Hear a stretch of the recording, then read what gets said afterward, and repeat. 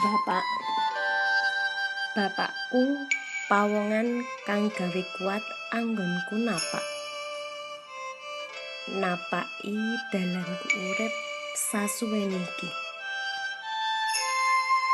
Ngajari maneka warnaning dunya.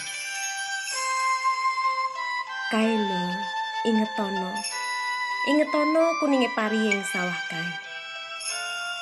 Katon saya tuwa saya ndingkluk. Kae nduk iso kanggo tulodo marang awake dhewe.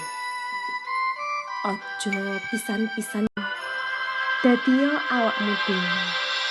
Nanging aja nganti gedhe ndase.